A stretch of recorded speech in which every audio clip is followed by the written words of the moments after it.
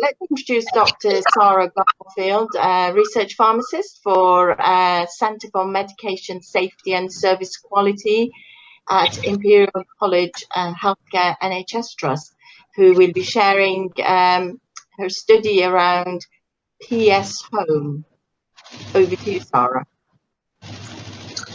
Hi, so I'm going to present this morning about some work that's a research study that I carried out together with Dr. Carly Weiner and Bryony Dean Franklin at Imperial. Next slide, please. So just the background to this work. We know that during the COVID-19 pandemic, people who were shielding or over the age of 70 could be at increased risk of medication-related harm. And that's for a few different reasons, the most obvious being if they couldn't then go out and get their medicines in the normal way and get the monitoring done for their medicines in the usual way, how they were actually going to obtain their medicines. Potential medicines shortages that we've already heard discussed this morning, some disruption to routine healthcare practices, and also that there might be some misinformation about medicines and their role in causing more serious COVID. So the aim of our study was to explore if, how and why household medication practices during the pandemic might differ from routine practices that people would normally be using in the home, and also to identify any interventions that might be needed to support medication safety. So our methods were to we interviewed 50 people who were either shielding or over the age of 70 and likely to be staying at home. And we conducted qualitative interviews, and we carried those out either by telephone or by using video conferencing according to the preference of the participants. So it was all carried out remotely, and we're collaborating on this study with a team in Ireland who are carrying out a further 50 interviews. Can I just check if people can hear me, because there's a message in the chat that my audio's dropped? I can hear you, that's fine. Okay, thank you. So in terms of the participants, we interviewed 50 people, 16 of which were men and 34 of which were women. So there were more women than men, and that was partly because we also interviewed people who helped manage medicines of somebody who was shielding, and we found that there were more women who said that they would do in that role than men. There was also an broad age range of people that we interviewed, so ranging from as young as 26 to as old as 93. 10 of the people we interviewed were living alone, and 7 of them people identified themselves as being of a non-white ethnic group. So we had a fairly diverse sample. In terms of people's experiences of managing medicines, we did find there was huge diversity in that. So some people said that they'd had no change. Other people, so for example, they might have been getting their medicines delivered already and they continued getting their medicines delivered already, or they might have been going to pick up their medicines from the pharmacy and they carried on with that after the pandemic started.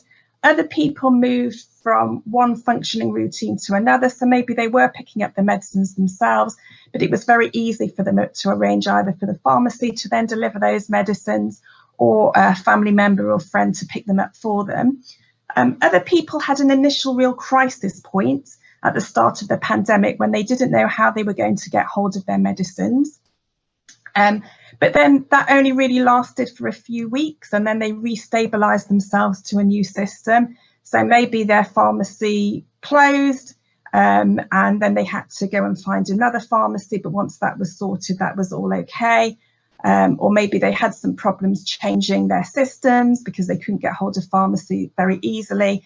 But then once they'd got that sorted, it was all fine. But for some people, the pandemic really served as a tipping point and exacerbated the challenges that were already present pre-COVID. So that was particularly for people who maybe had challenges because their medicines were all coming at different times of the month, and they would have to reorder their medicines at all different times and go to the pharmacy several times a month. And when you were asking somebody to do that for you, that became a lot more difficult. sometimes that could have some positive consequences of empowering people to then sort out some problems that have been going on for a while. But in other cases, it was a tipping point that took people over the edge and caused problems with their medicines. Next slide, please. So what happened as a result of this? Well, the outcomes, there were some medication-related incidents, so people missing doses of their medicines. For example, someone who was on immunosuppressants and said that they missed a couple of months of their doses, and that meant that they felt that had really affected their health and they were feeling unwell. Also could be changed to a less effective formulation. So, for example, someone who was on vitamin B12 injections because they couldn't absorb the vitamin B12 themselves in their diet was then put onto oral tablets so that they wouldn't have to go into the surgery to get their vitamin D injection administered. But they were quite concerned that because they couldn't absorb vitamin D, these oral tablets wouldn't be so effective. And I think also for a lot of people, when they maybe didn't have an actual medication-related incident, they did have a lot of health anxiety around catching COVID, getting hold of their medicines or getting their medicines monitored. There was also an impact on medication adherence. This was interesting because it could be positive. So people were working harder to keep their chronic conditions under control, so they would be in the best place to fight COVID should they catch it, but also could be negative if their routine was interrupted and their medicine taking might be part of their routine of getting out of the house and going to work, which they were no longer doing. Next slide, please. So we did have some very positive experiences of pharmacy services, and it became clear that community pharmacy played a really huge role in helping in these situations for some of the patients, particularly if people had a local pharmacy that they knew well, that they had a continuity for a long time of being part of that service, and that continued. That really helped people. Some story of people actually, pharmacists proactively phoning them up saying, yes, we know you're shielding, is there anything you need? Or them calling the pharmacy, getting through easily, and them being able to arrange delivery or whatever else they needed very quickly. Next slide, please. We also did have some more negative experiences, and this was sometimes linked to non-continuity of services. So where people were getting their medicines from a pharmacy that was part of a centralised chain, and then they had to move to getting them online, which then was centralised, so they couldn't then carry on their contact with a local pharmacy. It was a centralised online services, or where the pharmacy was struggling to deliver, and people experiences that there could be quite a bit of upset caused by that, because they felt like they were being a nuisance asking for this delivery when the pharmacy services were so stretched. And there was an example at the bottom there of where there was a disconnect before the pandemic of a husband getting the medicines delivered but not the wife, and then them not being able to add the wife to the delivery service to the same address. So having a real problem of how she was going to get hold of her medicines while they were shielding. Next slide, please.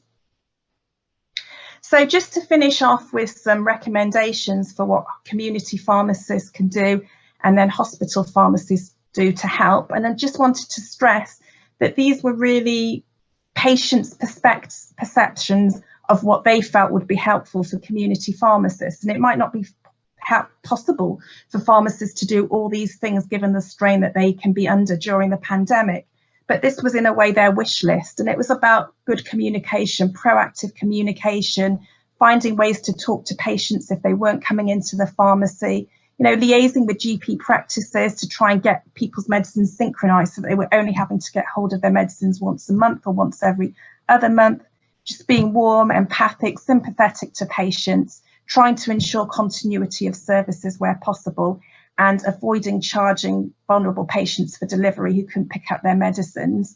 And just knowing about community networks that might be able to help in the light that pharmacy might not be able to do everything themselves, to be able to signpost to other networks that might be available in the community for helping people get hold of their medicines.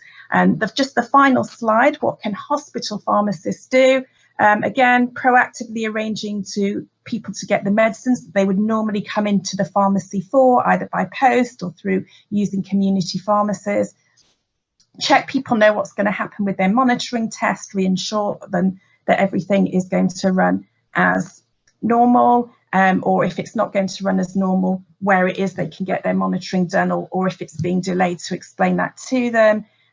So really all about communication and making sure that, say, for example, if patients do need to get come into the hospital to pick up medicines, that everything's in place for them and they're not going to come and have a wasted journey, as one or two examples say. But yeah, the key really for pharmacy, I think, is continuity of service and good communication with patients as much as possible. Thank you.